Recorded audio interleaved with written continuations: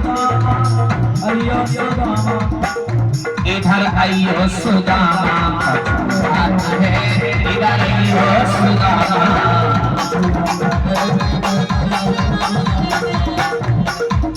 एक तरफ सुदामा को ले जा करके चने उठा करके गुरु माता ने दे दिए। लोग कहते हैं कि सुदामा जी कपटी थे, सुदामा जी ने छल किया था, लेकिन सुदामा ने वाकई में कोई छल नहीं किया था, भगवान से कोई छल नहीं किया था। बहुत बड़ा कारण है, सुदामा परम ज्ञानी थे, विद्वान थे, ब्राह्मण थे। सुदामा परम ज्ञानी थे, श्री कृष्ण से बहुत प्रेम किया करते थे। जो चने गुरु माता ने उठा कर दिए थे, गुरु माता को मालूम नहीं था ये चने कैसे हैं, कहां से आए हैं, कौन लाया था। उन चनों को श्राप दिया हुआ था, लगा श्राप लगा हुआ था। वो श्रापित चने थे कि इन चनों को जो भी खाएगा वो निर्धन हो जाएगा, इन चनों को जो भी खाएगा निर्धन हो जाएगा। भगवान श्री कृष्ण सुदामा लकड़ियां लेने के लिए वन की ओर चले जाते हैं। बियाबान वन में पहुंचे, घूमने लगे, लेकिन कोई लकड़ी भगवान को नहीं मिली, कोई भी लकड़ी नजर नहीं आई। धीरे धीरे सारा दिन समाप्त होता जा रहा था, दिन समाप्त होता जा रहा था और संध्या का समय होने वाला था। लेकिन इन मैया को उठा दो, ये तो सोंगी ना तो बराबर वाले तुम ही सो जाओगे। पीछे देखो अपने, ध्यान कर रही हो भैया, ध्यान। गुरुजी कथा कर रहे हैं, गुरुजी ने कह दी ऐसे, गुरुजी ने कह दी पीछे बैठे हुए थे। गुरुजी कह रहे क्यों सो रहे हो, तो बोले गुरुजी तुम कथा कर रहे हो, सो रहे हैं, आप कथा कर रहे हो, हम ध्यान धर रहे हैं। उन्होंने कहा हम ध्यान धर रहे हैं। ध्यान भी कई तरह का होता है, कुछ ध्यान बाकी आंखें बंद करके करते हैं, लेकिन कुछ सोते सोते भी ध्यान रख लेते हैं। बोलिए आनंद कंद भगवान की। भगवान श्री कृष्ण सारा दिन वन में घूमते रहे, लकड़ी लाने में मगर प्रभु को हो गई शाम, पानी भी बरसन लगा, लौट न पाए श्याम।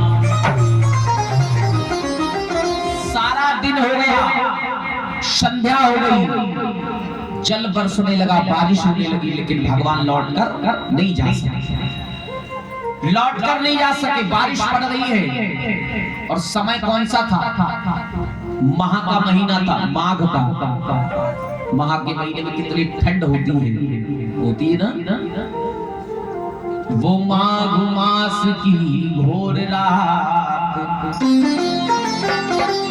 पानी पर पानी आता था, त्रिभुवनपति गुरु की सेवा में एक वृक्ष तले सिकुड़ाता था। भगवान श्री कृष्ण एक वृक्ष के तले खड़े होकर ठंड से कांप रहे हैं, ठंड से कांप रहे हैं। बारिश पड़ रही है, ठंडी हो रही है, ठंड से कांप रहे थे, लेकिन मन में तनिक भी नहीं आया कि मैं ऐसे ही चला जाऊं। रात्रि होने वाली थी, तनिक भी संदेह नहीं हुआ। सुदामा भी बराबर में खड़े हुए। सुदामा जी कहने लगे कि जाएंगे तो लकड़ियां लेकर। आजकल के कोई मित्र बराबर में चला जाए, बारिश होने लगे तो कहेगा तू तो मर रहा, हम क्यों मरे हैं, तू भीग रहा है तो भीग, हम चले घर को। गलत तो नहीं है, तू भीग रहा है तो भीग, हम चले घर को। श्री कृष्ण कहने लगे सुदामा संध्या हो गई है, थोड़ी देर में रात्रि हो जाएगी, ऐसे खड़े रहे तो सारा समय नष्ट हो जाएगा। गुरु माता चिंता करेंगी, गुरु माता चिंता करेंगी। सुदामा जी कहने लगे तो मैं क्या कर सकता हूँ, बारिश पड़ रही है और लकड़ियां नहीं मिल रही हैं। भगवान ने कहा ऐसे नहीं मिलेंगी, लकड़ियों को तोड़ना होगा, लकड़ियों को तोड़ना होगा। सुदामा जी कहने लगे मैं लकड़ी नहीं तोड़ सकता।